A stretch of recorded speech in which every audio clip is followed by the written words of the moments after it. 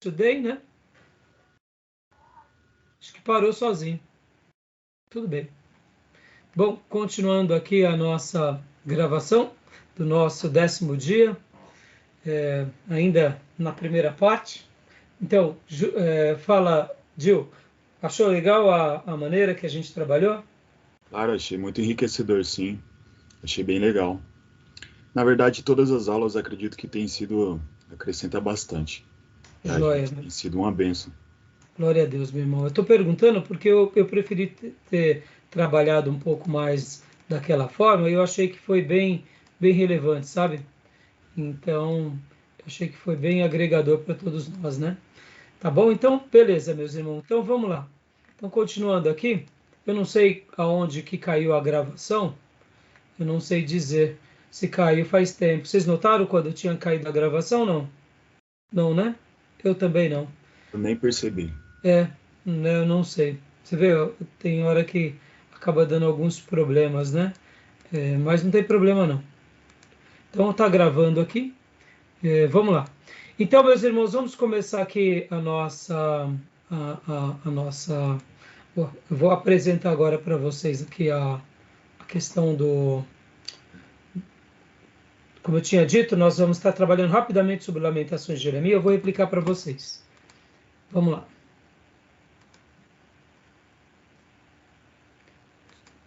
Lamentações de Jeremias. Leia para nós, querido irmão Júnior. Lamentações de Jeremias.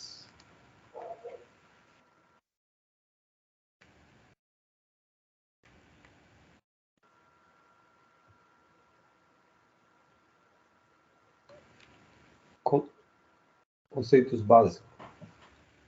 Deus castiga o pecado, Deus ensina os fiéis por meio do sofrimento. O julgamento divino é justo.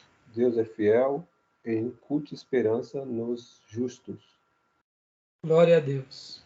Então, esses são os conceitos básicos de Lamentações. Semana passada trabalhamos muito na última aula sobre esse assunto.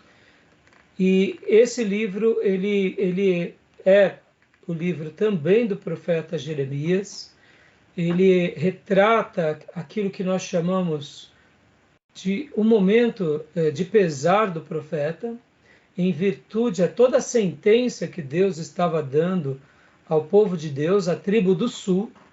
Recapitulando a todos vocês, aqui algo muito importante, que é esse exato momento, que é o momento em que Israel já tinha passado pelo cativeiro assírio, e agora, pouco tempo depois, Deus levanta os profetas para sentenciarem contra Judá, e principalmente levanta Jeremias. E o povo não deu ouvido, e então veio o cativeiro babilônico, e no meio de tudo isso, Jeremias não só escreve o livro de Jeremias, como os livros de Reis, mas como também agora o livro de Lamentações. E é bem interessante aqui que Lamentações obteve seu título da Vulgata. A posição do livro após Jeremias no cano reflete as influências do Antigo Testamento grego na Septuaginta, que no primeiro versículo atribui a poesia ao profeta Jeremias. Então, a gente sabe que realmente Jeremias ele é o escritor. Então, leia essa parte que está em destaque, Júnior, por gentileza. Ok. O livro de Lamentações está incluído na terceira divisão do cânon hebraico, os escritos. O livro é o terceiro dos 5 livros que compõem as Meliot, ou rolos das festas, isto é, Cântico dos Cânticos, Ruth, Lamentações, Eclesiastes e Esther, usados em determinadas festas judaicas.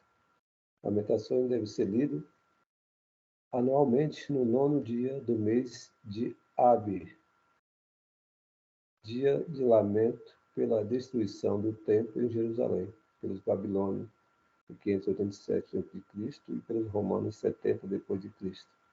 O livro de Lamentações é completamente poético. Os 5 poemas equivalem aos 5 capítulos. Só recapitulando aqui, como ele é um livro poético, ele está dentro dos escritos. Lembra os escritos? Que nós já trabalhamos sobre essa Uhum. questão? Então, ele está dentro. Mas como ele também foi um livro escrito por Jeremias, estamos estudando logo na sequência.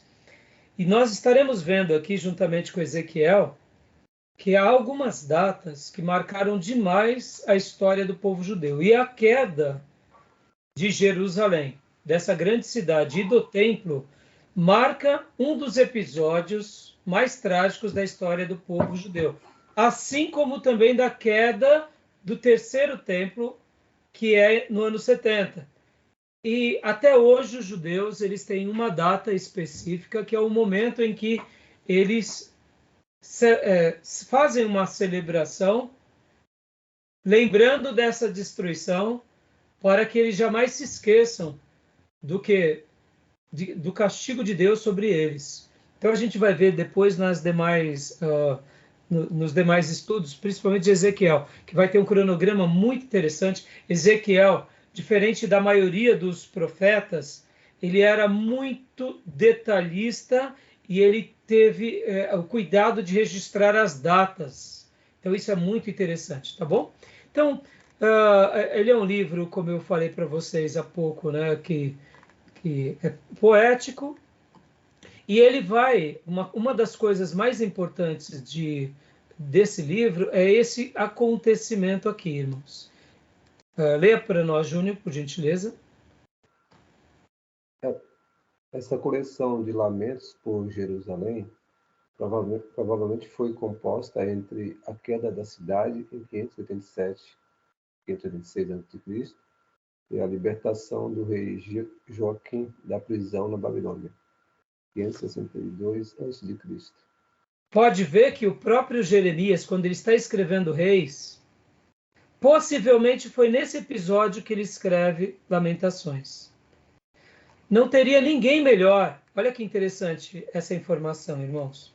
Não teria ninguém melhor para escrever Lamentações do que o profeta que sentencia a cidade em nome de Deus, mas que na realidade só faz isso não porque era o desejo de Deus, mas vocês vão se relembrar pela última aula que o desejo do profeta, quando Deus usa ele, era se rendam para Nabucodonosor, para a Babilônia, porque a sentença vai ser menos dolorosa.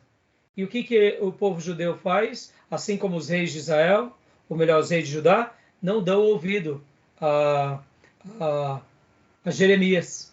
E aí, por essa razão, vem a destruição. E aí Deus, então, determina a destruição. Então, não teria ninguém, eu diria, com mais propriedade e autoridade do que exemplificar esse texto de lamento do que aquele pelo qual veio a palavra de advertência. Então, é bem interessante esse acontecimento e fica assim muito evidente. Lê para nós agora aqui, Júnior, também, rapidamente, essa porção aqui. Ok. O contexto. O livro é uma resposta à destruição de Jerusalém e suas consequências pelos exércitos babilônico do rei Nabucodonosor em 587 a.C. Os registros bíblicos da invasão de Judá e a queda de Jerusalém se encontram em 2 Reis 24, 25 e 2 Crônicas 36. Os profetas advertiram Judá da catástrofe iminente durante 2 séculos. 2 Reis 21, 12, 24, 3. Infelizmente, a repetição da ameaça de juízo divino calejou os ouvidos do povo e criou uma barreira contra a ideia de arrependimento. Além disso, a demora da visitação de Yahvé gerou um falso senso de segurança na nação. Jeremias 6, 13, 14 e 17, 7, 1, 14, né? Jeremias 7, 1, 4. O livro lamenta o dia previsto pelos profetas, em que Yahvé se tornou, como um inimigo, fecha aspas, que destruiu Israel, sem piedade, fecha aspas. E aqui é interessante essa frase, que durante 2 séculos, podem ver que Jeremias não é o único profeta. Ele é mais um profeta que sentencia. Mas como não vem o castigo, vem aquela falsa expectativa de que Deus não vai fazer mais nada. Até o dia que chega e Deus se apresenta como um inimigo. Não que ele seja inimigo, mas de fato ele se apresenta. Então, vem o esboço aqui do livro, né? Lamentações pela miséria e deserção de Jerusalém, lamentação pela cidade de Sião, derrubada na ira de Javé, tristeza e esperança poética, o horror do cerco e recordação da desgraça de Sião, pedido de restauração. Lembrando, irmãos, que toda sentença, todo castigo, toda punição, sempre depois dessa ferida vem a cura, vem o bálsamo. Deus, ele, por mais quer que ele se apresente como uma pessoa, um ser duro, como uma pessoa que pratica aquele castigo, ele sempre depois tem na pessoa dele uma palavra de esperança e de restauração. Tá bom? O propósito da mensagem, ao contrário de 2 Reis 24 e 25, que registra os fatos históricos da queda de Jerusalém, Lamentações apreende a emoção da mudança trágica da experiência de Israel com Javé. Os poemas preservam a reação dos hebreus ao imaginável e inexpressível, a destruição total de Sião de Davi, a ruína do templo de Javé e o abandono divino dos eleitos de Deus. Ou seja, para os hebreus, a queda da tribo do norte, tudo bem, eles estavam desviados, mas a herança de Davi jamais iria acontecer na cabeça deles. O abandono divino nunca chegaria. A ruína jamais os atingiria. Para eles isso era imaginável, inexpressível. Até porque havia profecias, havia um certo castigo, um certo distanciamento da pessoa de Deus, mas destruir o templo, não. E eu quero acreditar que são em momentos assim que, eu diria, tanto o povo quanto os sacerdotes, quanto principalmente os reis, se esqueceram daquilo que o próprio Deus tinha dito a Davi, né? Porque Deus tinha profetizado a Davi, muitas vezes, o quê? Davi, se você se mantiver fiel e a sua família se mantiver fiel, eu jamais os abandonarei. Mas se vocês se desviarem de mim e abandonarem e virarem as costas, eu vou destruir tudo. Ou seja, o próprio Deus tinha dito essas coisas.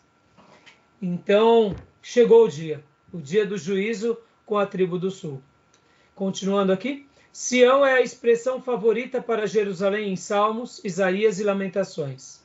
A origem do termo é indeterminada, mas a palavra hebraica Sion pode ser traduzida por torre fortificada. Embora a tragédia confirmasse a mensagem profética e vindicasse a interpretação profética do relacionamento entre estipulações e maldições com base na aliança, isto não servia de consolo para os sobreviventes abalados com aquele ataque babilônico. Sião, deixa eu até falar uma coisa rapidamente aqui para vocês, meus irmãos. A palavra Sião, ela é bem curiosa, porque vocês que ainda não estudaram geografia bíblica, quem já estudou aqui conosco, nunca mais vai esquecer do que significa Sião.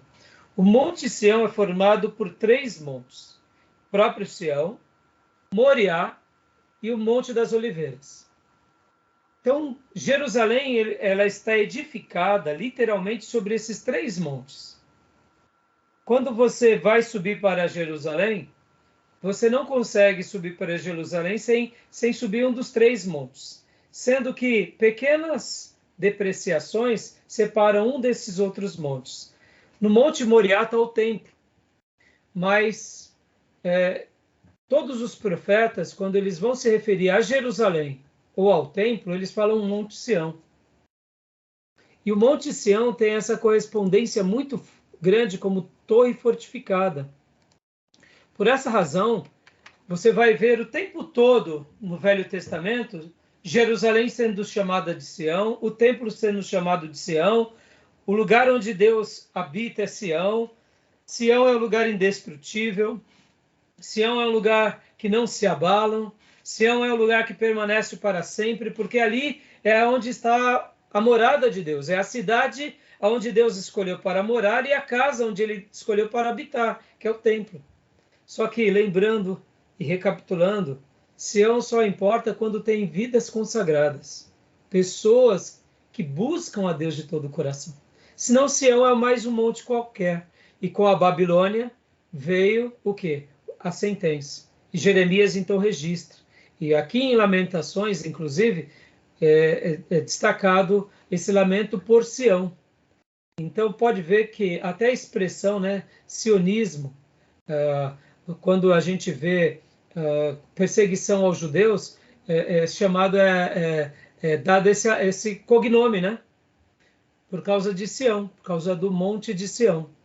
Pode ver que os judeus, quando eles seguem qualquer perseguição, o apelido que se dá é esse. Tá bom, meus irmãos? Alguma dúvida, algum comentário até aqui? Graças a Deus, pastor Johnny. Tudo bem, pastor? Graças a paz, pessoal. Me perdoe o atraso. Tranquilo. Alguma pergunta? Hã? Não, pastor. Ok. Joia. Então, Sião ele é muito importante. E, irmãos, eu particularmente, o pastor Johnny e o Gil fizeram comigo, e o Felipe Rente, geografia bíblica. Eu nunca tinha dado essa matéria. Ah, meus irmãos, como eu me apaixonei por essa matéria. Que matéria deliciosa. Lembra, pastor Johnny? Lembra, Gil? Que matéria gostosa. A gente estuda os montes, os relevos, os desertos, os lagos, a hidrografia. E Sião, quando a gente chega em Sião, é realmente muito, muito, muito singular. Então, podem ver que até hoje a questão do sionismo, né, que é uma ideologia política. Quando a gente fala sobre essa questão do sionismo, a gente está falando disso. Está falando do povo judeu, povo nacionalista, que defende um Estado judeu, soberano, etc. e tal, que representa toda a terra de Israel. Percebam, é em Judá, em Jerusalém, é em Sião. Sião é fora do comum. Deixa eu fazer uma pergunta aqui para vocês. Jesus, ele morre e ele morre aonde, irmãos?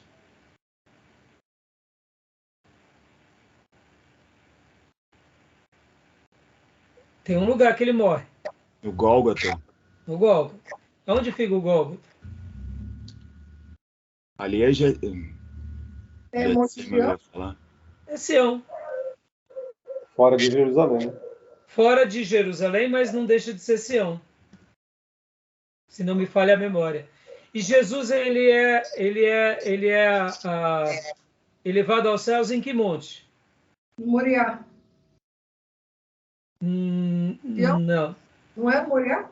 Não. As Oliveiras. Monte das Oliveiras.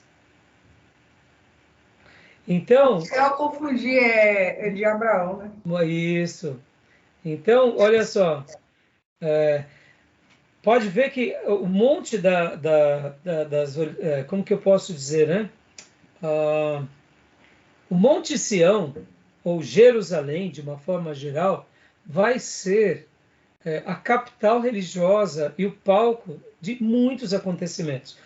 O próprio Calvário, ele é fora, né, no caso de Jerusalém, no sentido assim, até hoje nós não sabemos exatamente aonde está, mas ele está ali em Jerusalém. E como eu disse, Jerusalém foi edificada sobre que montes? O Monte Sião, que é a união desses três montes, né? Então, os judeus assim, há muita referência também a Israel como Sião. Há muita referência. Não entendi. Há muita referência a Israel como Sião. Sim, sim. Até no Salmo 126, quando eles estavam na Babilônia, eles falavam. Exatamente. A volta para Sião. Por quê? Porque Sião representa aquela nação. Representa a sede da adoração e representa a nação. Então, aqui em Lamentações, Jeremias, juntamente com Isaías, juntamente com os outros profetas, vão fazer esse destaque assim como você mencionou muito bem, Júnior, os Salmos, né? Tá bom? Então, meus irmãos, para a gente concluir Lamento... Pode falar, Júnior? Não, o Salmo 126 fala, né? Sim, exatamente.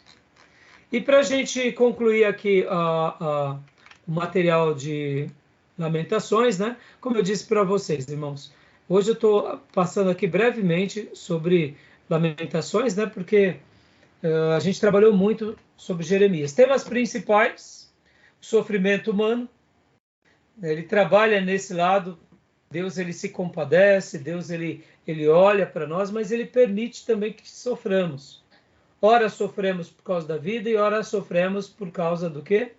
Sofremos porque escolhemos errado, né? Então, tem vezes que discernir isso é muito difícil, mas ao mesmo tempo é maravilhoso quando a gente sabe entender essa diferença. O sofrimento que faz parte da vida e o sofrimento que vem como um castigo de Deus sobre nós. Um outro tema que também o livro trata é o abandono divino. Ou seja, tem vezes que Deus ele realmente nos abandona para que a gente se lembre dele. Isso é uma verdade. Pode ver que Davi, quando ele peca, ele ora pedindo para que Deus restitua nele a alegria da salvação, para que Deus restitua nele aquela vida espiritual que ele tinha.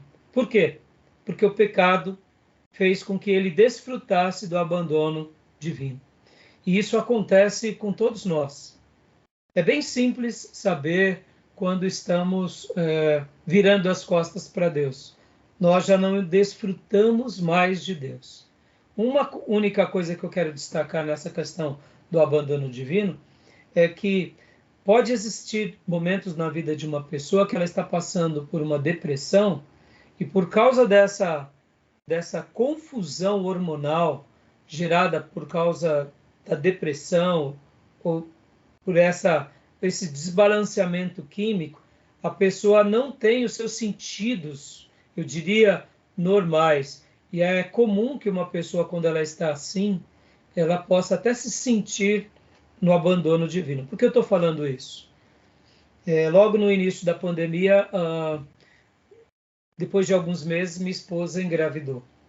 E foi uma surpresa para nós, porque nós tínhamos já feito bodas de prata e descobrimos que ela tinha engravidado. Então, foi um misto de riso, de alegria e de preocupação. Passado pouco tempo depois, ela veio a perder o bebê, nós perdemos o bebê. E ela teve aquilo que chamamos de depressão pós-parto, onde os hormônios dela ficaram alterados pelo beta-HCG, se não me falha a memória. E, irmãos, foi uma loucura. Minha esposa, que é psicóloga, vocês sabem, ela realmente passou dias assim muito, mas muito atribulados. Porque ela dizia: amor, eu não estou bem. Amor, eu estou sentindo no meu peito, está doendo no meu peito, eu acho que eu vou morrer. Todos aqueles sintomas que uma pessoa tem quando ela está em depressão, ela começou a ter. E aí ela ia para a internet pesquisar, até porque ela é uma pesquisadora da área clínica, e ela ficava mais desesperada, até o ponto que eu proibi ela de acessar a internet. Fomos ao médico, o médico pediu alguns exames e realmente viu que ela estava ainda com esses hormônios alterados. Então ela perdeu o bebê por volta de julho. Ela ficou de julho a novembro, irmão, sofrendo. E uma frase que ela dizia era: amor, eu não sinto mais Deus. Eu não consigo mais sentir Deus. Minha esposa cresceu na igreja desde pequena. E quando ela disse isso, ela falou: amor, e eu falava para ela com toda a calma, falava: amor, você não precisa sentir para saber que Deus está com você. E ali, ela como psicóloga, como cuidadora da área da igreja, eu passei a cuidar dela e os meus 2 filhos. E nós 3 revezamos durante a pandemia, num cuidado intenso a ela. Quando chegou ali novembro, no final de novembro, para o começo de dezembro, ela começou a se sentir melhor. Mas foram muitas noites sem dormir, muitas noites desacordadas, essa explosão hormonal. Então, eu fiz questão de fazer esse comentário aqui, irmãos, para que a gente nunca subestime uma pessoa que passa por problemas emocionais, psicológicos, psicossomáticos, patológicos, porque somente quem teve uma pessoa, um conhecido na família, sabe como isso afeta. pouco tempo depois que ela foi diagnosticada por essa explosão e a alteração hormonal, ela começou a tomar um remédio antidepressivo indicado pelo médico. Só que ela ficou bem pior. E logo depois fomos ao médico e pedimos para que ela suspendesse esse remédio. E ali passamos a cuidar dela e foi a melhor coisa. Se Deus não tivesse me dado uma sabedoria grande de cuidar de pessoas ao longo desses anos, talvez o sofrimento da minha esposa seria muito maior. Por isso que alguns maridos que não têm essa percepção acabam não compreendendo a cabeça da pessoa. Porque, confesso, irmãos, ver minha esposa, que é super centrada, super equilibrada, ter picos de desespero, de instabilidade, de crises, foi uma das coisas mais difíceis. Mas Deus nos deu vitória e a gente pôde vê-la muito bem logo depois disso. Nesse caso, eu fiz questão de citar o abandono divino, porque o abandono divino pode ser também um momento psicológico que a gente está sofrendo. Então, de repente, pode ser uma percepção nossa, mas não é que de fato seja. Nesse caso de Cantares, ou melhor, de Lamentações, é o abandono divino por causa do pecado, que é o que acontece conosco quando a gente peca, ou quando a gente se desvia das palavras do Senhor. Tá bom, meus irmãos? E aqui, para a gente concluir, né? Então era isso, tá joia? Beleza, meus irmãos? Tudo bem? Deixa eu até apresentar aqui para vocês rapidamente o livro do Ellison também. No livro do Ellison, quando ele vai falar também sobre Lamentações, é muito interessante, eu gostei bastante. Depois dei uma olhada no livro-texto do Ellison, porque é bem rico o livro dele com relação ao assunto, né, sobre Lamentações. Eu gostei bastante, tá, irmãos? Então, depois dei uma como se diz, uma estudada, uma verificada. Qualquer dúvida me chamem, né? Deixa eu só rapidamente aqui mostrar para vocês. Rapidamente aqui passar o esboço do Ellison, tá? Olha aqui. Deixa eu só pôr na visualização. Ó. Tinha demarcado várias coisas. Se vocês quiserem, depois eu passo para vocês. Esses livros com as minhas correções, tá? Aqui eu gostei disso daqui, ó. Nem tampouco havia alguém tão historicamente ligado aos tragédios acontecimentos como testemunha ocular, como aconteceu com o livro de Jeremias. Baruque pode ter sido escrivão a tomar nota das expressões de pesar ditas pelo profeta. Interessante esse detalhe, né? Aí aqui fala sobre a data em que foi escrito, bem literalmente na queda da Babilônia, né? Então, gostei bastante dessas citações. Olha como no livro do Ellison mostra detalhadamente as datas, quando os muros são destruídos, o rei foge. Eles trazem, inclusive, uma data provável de quando tudo aconteceu, 9 de julho, 7 de agosto, 10 de agosto, e aí vem, então, o fatídico dia, né, da queda. Então, eu gostei bastante. E aqui eu só queria comentar mais isso daqui com vocês.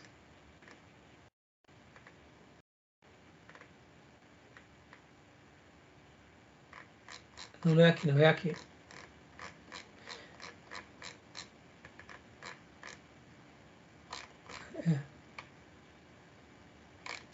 Aquilo que eu falei para vocês sobre a misericórdia de Deus. Lembram daquela expressão, as suas misericórdias não têm fim? Renovam-se a cada manhã? Grande é a tua fidelidade. São palavras de Lamentações de Jeremias, recordando um grito de esperança para o povo de Deus. Outra frase que eu queria destacar aqui também para vocês, do livro do Ellison, é o profeta empático. Né?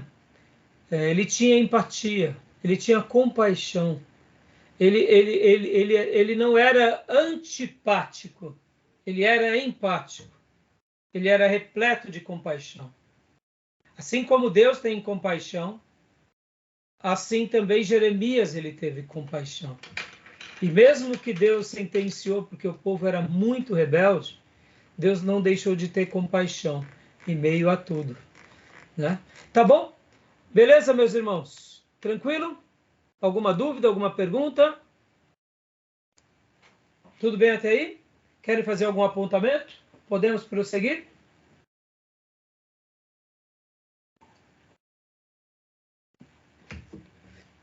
Tudo bem?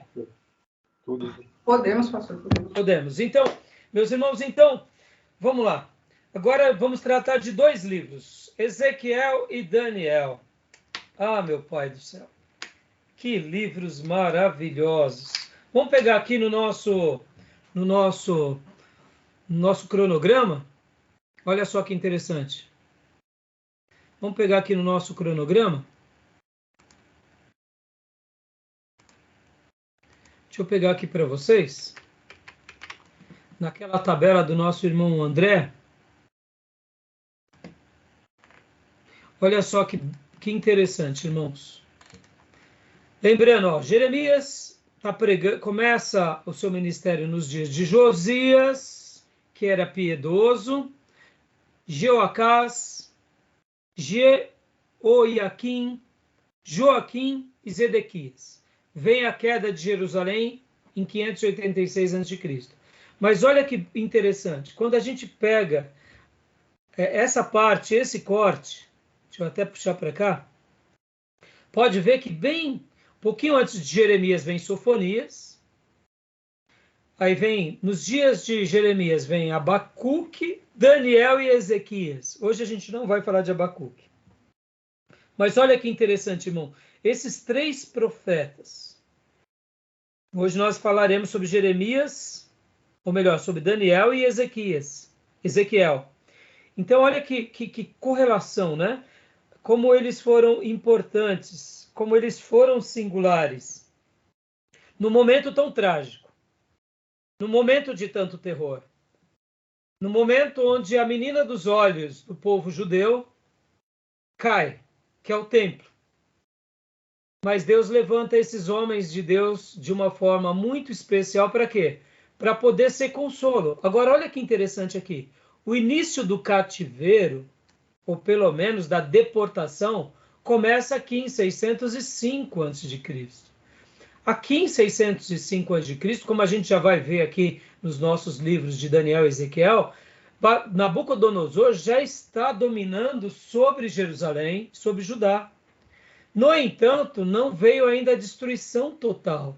Era mais ou menos como se, pensem assim, irmãos, ele já está dominando. Mas entre aquele domínio e a destruição, ainda tem esse período de algumas décadas. Podem ver que foram praticamente 20 anos. Nesses 20 anos, que já tinha começado o cativeiro, até do cativeiro para a queda, parece... Vamos pensar assim, irmãos, vamos imaginar essa situação. Pensem comigo, né? Jeremias está profetizando que vai vir o cativeiro, e de repente chega Nabucodonosor, sitia Jerusalém e domina sobre Jerusalém e sobre Judá. Tá, dominou. Mas você concorda que enquanto há um rei ali, enquanto há um certo... um povo ainda com dinheiro, ainda enquanto tem pessoas ricas, você ainda fica esperando o quê? Não, a gente vai ser liberto disso. A gente vai vencer Nabucodonosor. Assim como Deus livrou a tribo do norte de Senaqueribe, Deus vai socorrer a gente aqui em Judá, porque afinal de contas Jerusalém é a casa de Deus. Então, esse contexto que eu estou citando agora é muito interessante, porque o profeta Jeremias, por isso que ele também era mal compreendido, porque era mais ou menos assim, ele estava dizendo, se rendam, e o povo estava dizendo, não vou me render, eu vou buscar Deus, me permite aqui a brincadeira, tá? Eu vou determinar a minha vitória, eu decreto a minha vitória, tá entendendo? O profeta está profetizando e os crentes estão lá fazendo as suas determinações, né? Como se fosse resolver alguma coisa. Você já viu alguma coisa desse tipo? Eu determino a bênção. Vem um profeta de Deus, fala, filho, pega a mala, vai lá para Nínive. Você fala, não, eu vou para Dubai. Vai lá para a África. Não, eu nasci em berço esplêndido, vou ser profeta em Dubai. Filho, esquece, não vai ter jeito. Pode pegar a mala e ir lá para a África, porque vai ter um lugar. Então foi mais ou menos esse cenário. Por isso que fica mais claro quando a gente vê isso. Ao mesmo tempo, olha que interessante, irmãos. Voltando para a nossa tabela. Daniel vai ser levado no primeiro momento para o cativeiro babilônico. Ele vai um pouco antes da queda de Jerusalém. A gente vai entrar agora em Daniel e em Ezequiel. Então vocês vão ver uma coisa muito interessante. Daniel vai continuar pregando agora na corte, não só mais de Israel, mas para os nobres judeus que estavam ao lado dele, lá no cativeiro, como escravo, mas ele vai continuar sendo um profeta da corte. Só que agora não a corte mais de Deus, mas a corte da Babilônia.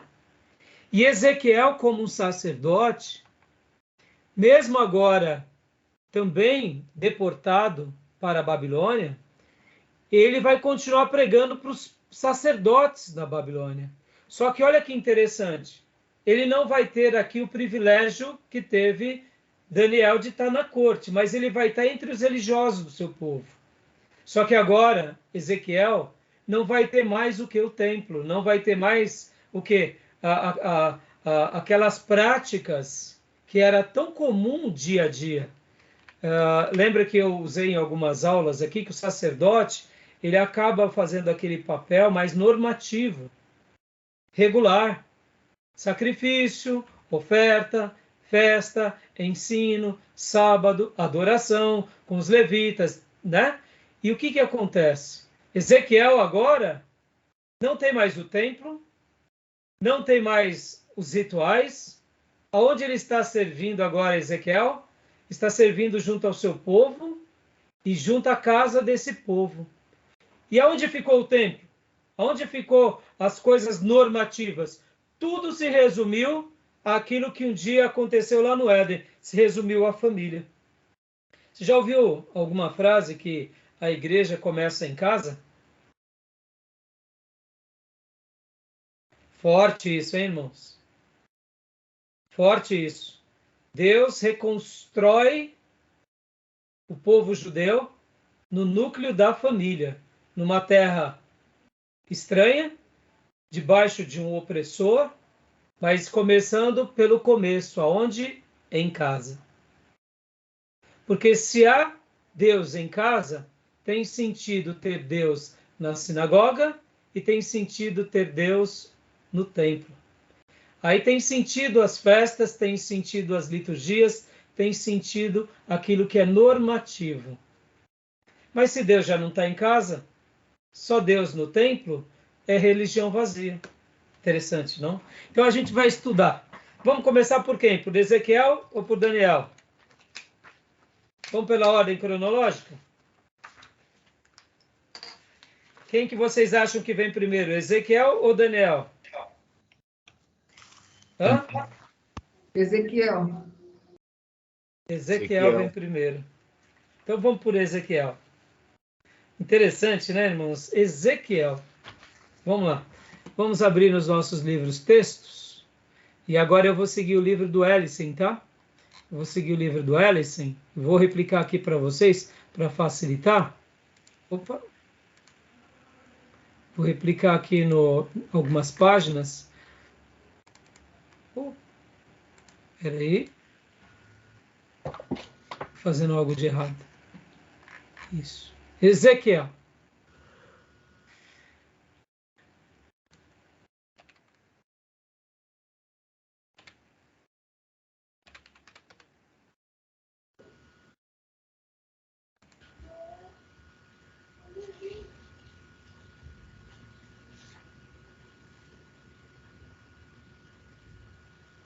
Vamos lá. Visualizar aqui. Ezequiel. Quem quer ler para nós?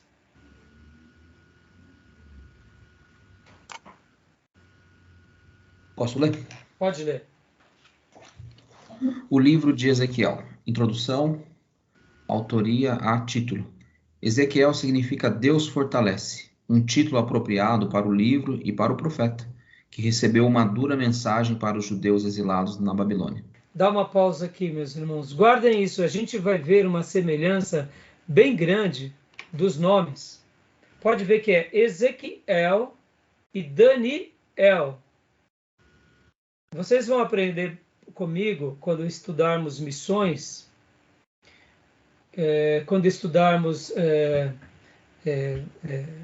essa matéria, que a palavra El, que também é Deus, mas era uma maneira que Deus se revelava, inclusive para os cananeus. Olha que interessante. Então, tanto Daniel quanto Ezequiel, esse El, pode ver, o nome de Jeremias, Isaías, são nomes que não têm essa terminologia. Mas tanto Ezequiel quanto Daniel, eles têm uma mensagem poderosa ao povo de Deus, mas também aos gentios.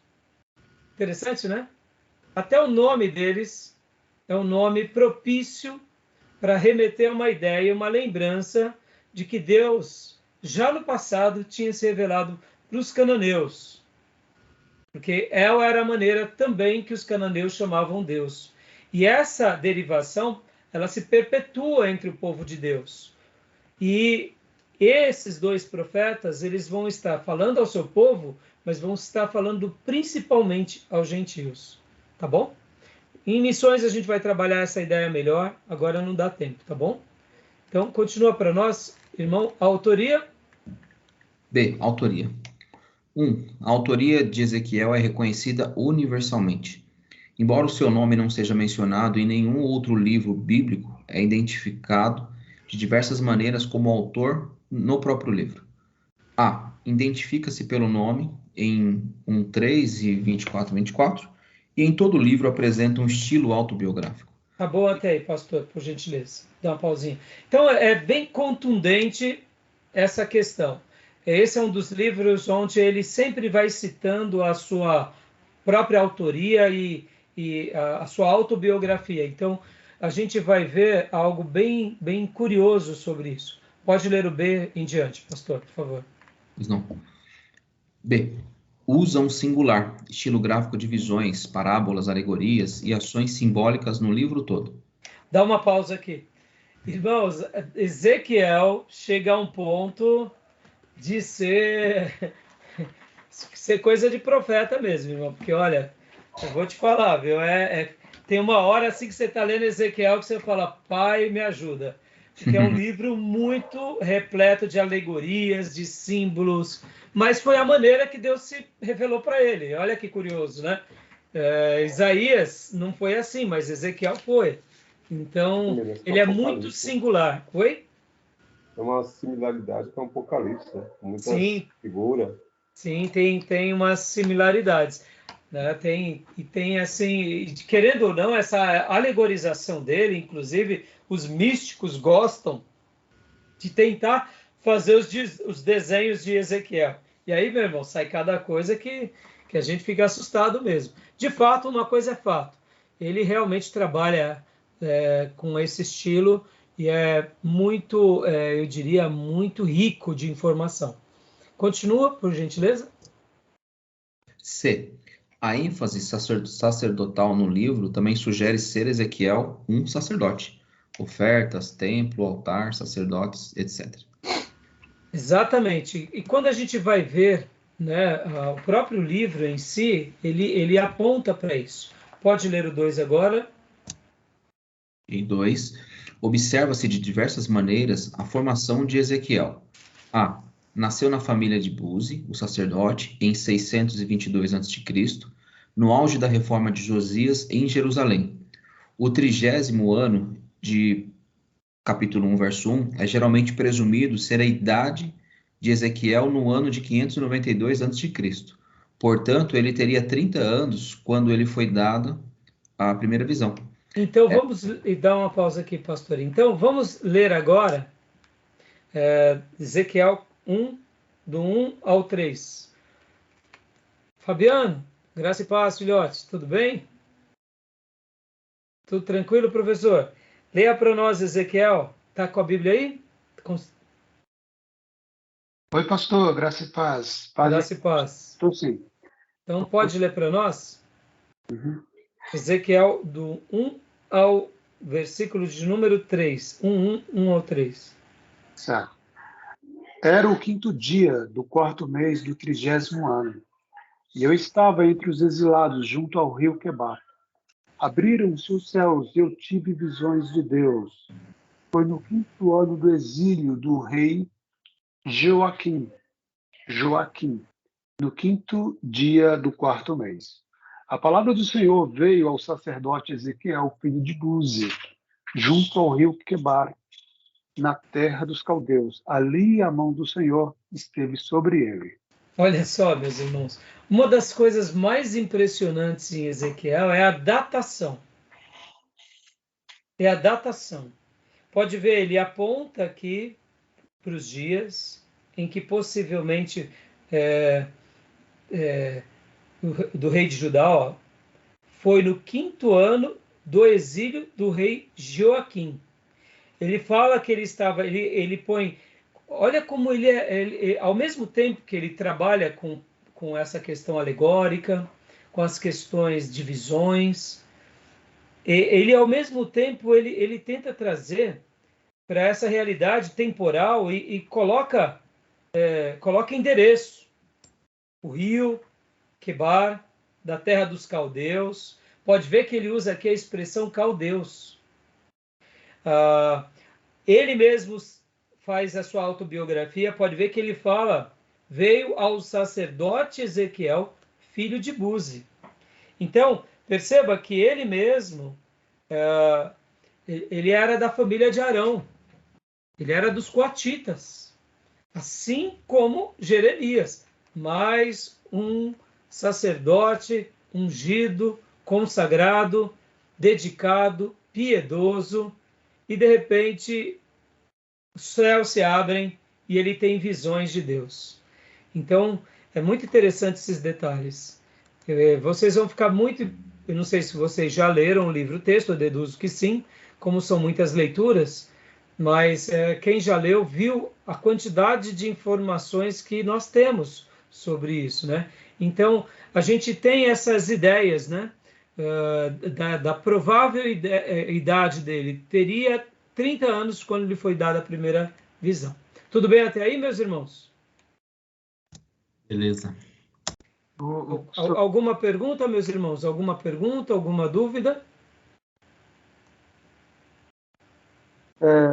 Esse salmo, ou seja, o que a gente leu sobre essa referência do rio Quebar, se eu não estou enganado, o Salmo 137, ele faz referência a esse mesmo rio, que diz, eu posso ler só um pouquinho? Diz assim, ó, às margens do rio da Babilônia, nós nos assentávamos e chorávamos, lembrando-nos de Sião, nos salgueiros que lá havia. Pendurávamos as nossas harpas, pois aquele que nos levava cativo nos pediram canções e nossos opressores. É nesse rio aqui acontece essa fase onde eles estão sendo levados cativos para a Babilônia. Exatamente, Fabiano. Exatamente. Estavam chorando ali. Não? E essa citação é muito interessante porque vê que eles estão se retratando. Por isso que esse mesmo salmo tem aquela expressão tão linda, né? Você está com a Bíblia aberta aí ainda? Tô. Então, continua a leitura desse texto. Certo. Verso 3, 137, verso 3. Pois aqueles que nos levavam cativos nos pediram canções, e os nossos opressores que fôssemos alegres, dizendo, entoai-nos algum dos cânticos de Sião. Como, porém, haveríamos de entoar o cântico do Senhor em terra estranha? Se eu de ti me esqueci, ó Jerusalém, que se requece a minha mão direita e se apegue a minha língua ao paladar, se eu não me lembrar de ti, se eu não proferir, eu, Jerusalém, a minha maior alegria. Olha só, você pode ver que aqui nessa essa porção que a gente acabou de ler, é mais ou menos como se eles estivessem dizendo, mas como que eu vou cantar se eu estou sendo castigado? Na minha versão, Fabiano, diz, junto aos rios da Babilônia, nós nos sentávamos e chorávamos com saudades de Sião. E a gente vai ver que vê outro salmo também, o Salmo 126. Vamos abrir o Salmo 126. 126? Vai retratar aquele episódio do regresso, né? Mas olha só, o 126.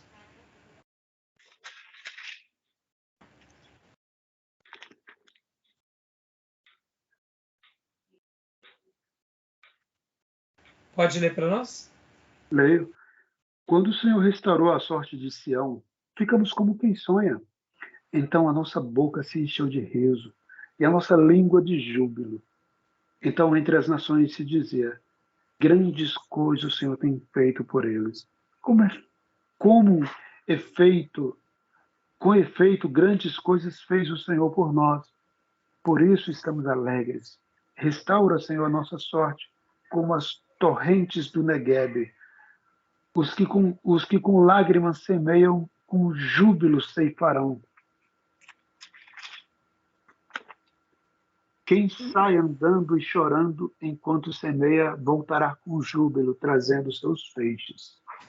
Esse Salmo 126 é a continuação do 137, no sentido de regresso agora. Pode ver que eles começam, quando o Senhor trouxe os cativos de volta a Sião. Qual foi o episódio? O episódio é aquele episódio com Zorobabel, quando eles regressam. Uhum. Eles estão regressando, eles estão saindo do cativeiro babilônico e eles estão voltando. Por isso que esse salmo, esses dois salmos, eles estão chorando a dor da destruição e o outro eles estão celebrando e chorando o choro da alegria do regresso. Porque aqui o Senhor restaurou a sorte deles, né, no 126. Tá bom, meus irmãos? Então, vamos continuar aqui. Vamos continuar, ainda não chegou no regresso, por enquanto eles estão lá só chorando. Continua lendo para nós, pastor Johnny. Olha, só finalizando a parte A ali, essa é também a data do 5º ano do reinado de Joaquim, pois o ministério de um sacerdote começava aos 30 anos. Opa, outra informação super relevante. Começa assim, então, esse destaque do sacerdote aos 30 anos. Segundo alguns estudiosos, é porque aos 30 anos o homem ele já está pleno na sua maturidade. Eu sei que isso é um pouco relativo, porque tem pessoas que 20 e poucos anos ele já é bem maduro. Mas se tinha de consenso que aos 20 anos o judeu ele ia para a guerra, ele estava pronto a guerrear. E aos 30 anos ele já estava com a sua maturidade plena. E os sacerdotes também tinham como costume exercitar o seu ministério a partir dos 30 anos. Por essa razão, entendemos que Deus permite com que Jesus inicie o seu ministério aos 30 anos e não, por exemplo, aos 20 anos. Para que por meio desse fator humano, e até mesmo as pessoas respeitassem mais ele com relação a isso. Porque, querendo ou não, irmãos, olha só que interessante. Quando alguém começava a falar, lembra de Jeremias, que ele se considerou muito novo? E aí Deus teve que corrigir ele por causa da sua idade e falar, olha, se eu te levantei, então vai. Porque era uma questão de urgência. Geralmente, é como se Deus ele compreendesse as nossas limitações. Então, essa é um dos porquês Jesus inicia o seu ministério aos 30 anos. É por causa que é a ideia da maturidade plena, principalmente aos sacerdotes. Interessante, né? Não sei se você já tinha ouvido alguma coisa a esse respeito. Já tinha ouvido? O senhor já fez um comentário assim em algum momento, não lembro quando, mas o senhor já tinha feito. Eu também não recordo, pastor. Vocês que estão comigo há mais tempo, a gente acaba muito exercitando, né? Não lembro agora. Então, eu tenho uma pergunta, na verdade. Pois Bom, o sacerdote com 30 anos, acho que para o período também, ele não tinha muito tempo, né, de vida ali. Acho que a vida média deles era muito menor nesse período. Então, você sabe que quando a gente começa a pegar um pouco ali, vamos pegar por base nos reis, geralmente a maioria ia até uns 70 anos, Metade da vida. 80, Um pouco menos da metade. dependendo da atividade deles. Por exemplo, nós vamos ver que alguns até perduram um pouco mais quando eles estão mais assistidos. Mas assim, geralmente você pode ver que a maioria deles reinam 40 anos, 50 anos, 70, 80 anos, né? Os sacerdotes também, eles tinham, vamos dizer assim, como havia um time muito grande de sacerdotes, havia uma rotatividade. Os sacerdotes, eles estavam em exercício pleno durante um período, depois eles eram substituídos. E vamos falar aqui, eles iam para a docência, entendeu? Eles iam dar aula para o seminarista. E era a hora que eles, né? Então é mais ou menos isso, entendeu? Era difícil um sacerdote continuar em exercício mesmo depois de muito tempo. Deus geralmente permitia com que essa rotação acontecesse para poder ter espaço para todos. E o sacerdote que já estava jubilado, o que ele fazia? Ele ficava auxiliando os novos que agora estavam em exercício, né? Então, é um dado, né? Joia, alguma outra pergunta, irmãos? Pastor, na mesma pergunta do irmão, parece que esse sistema muda um pouco, né? Ali no tempo de... Eu sei que é mais para frente, né?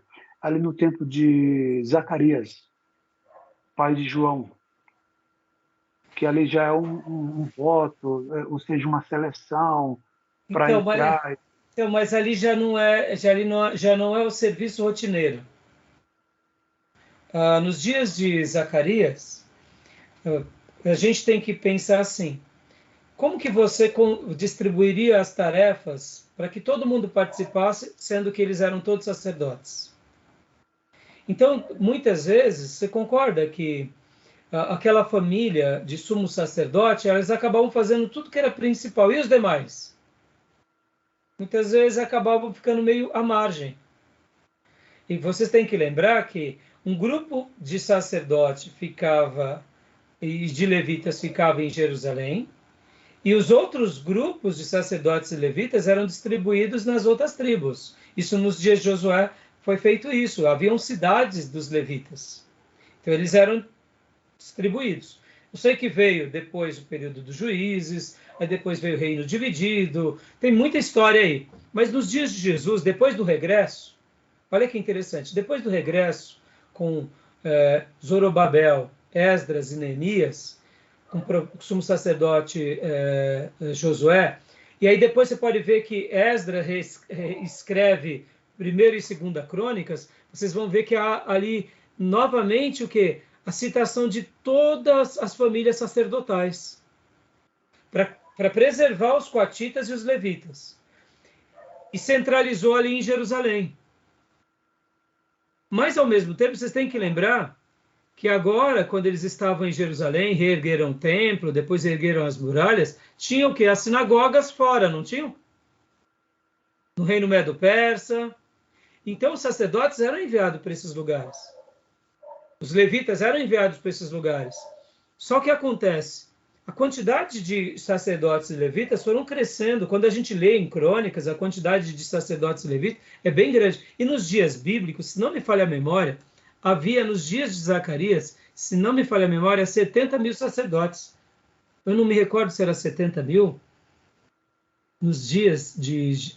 ou era 7 mil. Agora, é um número muito alto. Muito alto. E aí o que acontece? Para uma pessoa fazer uma atividade, eles tinham que fazer o que? O sorteio. Porque era uma maneira de não ser injusta com os demais sacerdotes. Por isso que Zacarias, mesmo sendo ancião, foi sorteado quando velho. Segundo alguns teólogos, eles vão dizer o seguinte, que tinham sacerdotes, como a quantidade era muito grande de sacerdotes, tinham sacerdotes que ficavam a vida toda e não eram sorteados. Não caíam à sorte. Estava em exercício, né? Eles podiam ter exercício, porque assim, as atividades normativas eram sacerdotes em exercício, mas eles continuavam fazendo as tarefas. Pensa assim, a gente quer que todo mundo trabalhe na igreja, né? A gente quer que todo mundo faça, mas imagine uma quantidade muito grande de sacerdotes, você tinha que distribuir as tarefas. Não tinha como centralizar, deixar... Então, fazia os sorteios. Eles Tinha um não ofício só, né?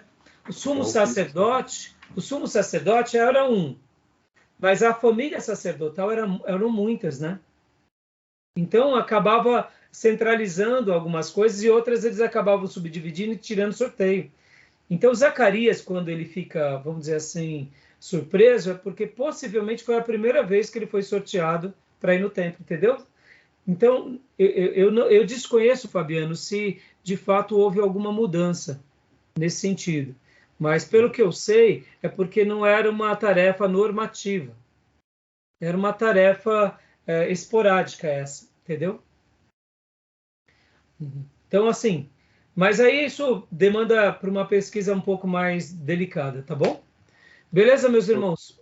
Mais alguma pergunta? Tranquilo? Ô, pastor, queria fazer uma pergunta.